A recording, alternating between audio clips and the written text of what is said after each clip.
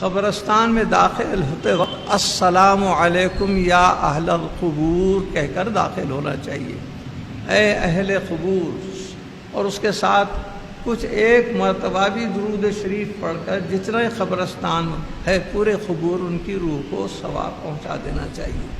اللہ تعالیٰ کی رحمت کا دریا اتنا وسیع ہے، ایک درود شریف کے حصے نہیں ہوتے، بلکہ ہر قبر والے کو ایک درود شریف کا ثواب پہنچایا جاتا ہے اللہ تعالیٰ۔ لہٰذا ایک درود شریف پڑھنا بھولیں نہیں۔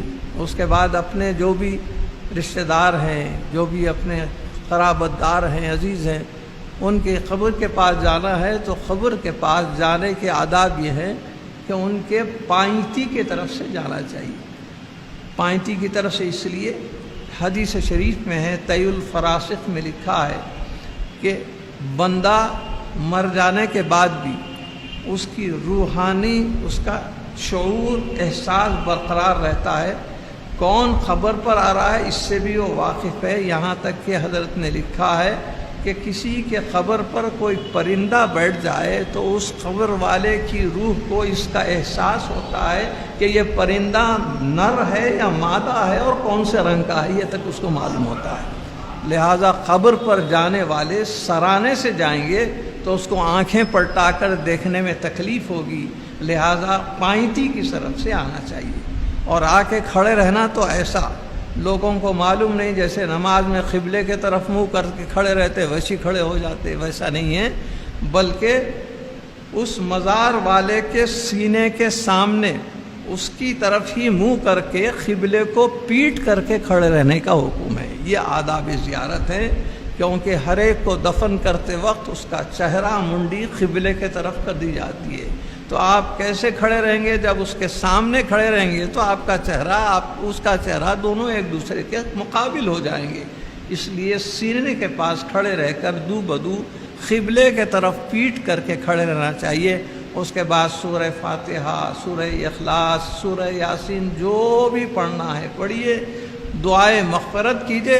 اگر وہ ماں باپ کی خبر ہے تو ماں باپ کی زیارت کرنے والے اولاد کی بھی بخشش ہو جاتی ہے، مغفرت اس کی بھی ہو جاتی ہے اور ماں باپ کی بھی ہو جاتی ہے۔ عالمگیری کے فتاوی عالمگیری میں ایک حدیث کی دعا لکھی ہوئی ہے کہ اگر کوئی شخص اپنے رشتہ داروں کو چھوڑیے، کوئی غیر آدمی کے بھی سینے کے پاس کھڑے رہ کر یہ دعا پڑھے، اگر اس پر 40 سال سے عذاب نازل ہو رہا ہے تو اس دعا کے پڑھنے سے فوری اللہ تعالیٰ روک دیتا ہے۔ اس دعا کا بھی ہم نے اس کے اندر تذکرہ کر دیا ہے، اس کے اندر بھی موجود ہے۔ السلام علیکم یا اہل القبور یغفر اللہ لنا ولکم انتم لنا سلف وانا انشاءاللہ بحکم لاحقون ونسأل اللہ لنا ولکم العافیہ بسم اللہ وعلی ملت رسول اللہ۔ 2 یا 2.5 سطر کی دعا ہے، آپ زبانی یاد کر سکتے ہیں، نہیں تو آپ کتاب لے لیں تو کتاب دیکھ کے بھی پڑھ سکتے ہیں۔ 40 سال سے اگر اس قبر والے پہ عذاب مسلسل نازل ہو رہا تھا تو اس دعا کے پڑھنے سے اللہ تعالیٰ اس دعا کی ایسی تاثیر ہے کہ فرشتوں کو حکم دیتا ہے کہ بندے پہ فوری عذاب کو بند کر دیا جائے۔ اس طریقے سے اپنے ماں باپ، عزیزوں، رشتہ داروں کی قبر، اب اس کے اوپر لوگ پھول چڑھاتے ہیں۔ پھول چڑھانے کی کیا وجہ ہے؟ بعض کہتے ہیں کہاں ہیں حضرت؟ مکے میں پھولا ہیں کیا؟ مدینے میں پھولا ہیں کیا؟ بغداد میں پھولا ہیں؟ بھائی پھول کیا چیز ہے اس کو دیکھنا چاہیے۔ دراصل بخاری شریف کی ایک حدیث ہے کہ سرکار دو عالم صلی اللہ علیہ وسلم ایک صحابی کو دفن کرنے کے بعد جب مٹی پوری ہو گئی تو آپ نے فرمایا کہ کوئی ایک تازہ جھاڑ کی ڈالی لے کر آؤ، تو فوری صحابہ بھاگے، ایک ڈالی لے کے آئے۔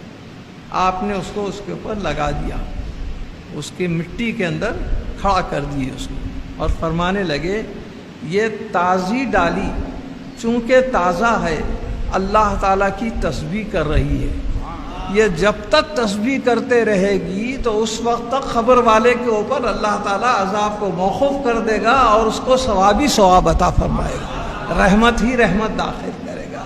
تو دیکھیے اس ڈالی کا یہ ثبوت موجود ہے کہ ہم ڈالی کے بجائے پھول چڑھا رہے ہیں۔ پھول بھی تو اسی کی قسم ہے، آپ سبزہ پھول چڑھائیے یا کوئی ڈالی چڑھائیے، یہ سب تازی چیزیں ہیں۔ ان من شیء یسبح بحمدہ، قرآن میں ہے کہ جو بھی چیز ایسی ہوتی ہے اللہ کی تسبیح اور اس کی تعریف بیان کرتی ہے۔ تو اب اس طریقے سے پھول جب تک رہیں گے اس وقت تک کے برابر تعریف کرتے رہیں گے، تسبیح کرتے رہیں گے، اس سے فائدہ قبر والوں کو رہے گا۔ اور اس حدیث سے یہ بھی ثبوت ملا کہ اگر پھول اور ڈالی کی تسبیح سے قبر والے کو فائدہ ہو رہا ہے تو انسان کی تسبیح سے فائدہ کیوں نہیں ہوگا، اس سے بھی اور زیادہ فائدہ ہوگا۔ لہٰذا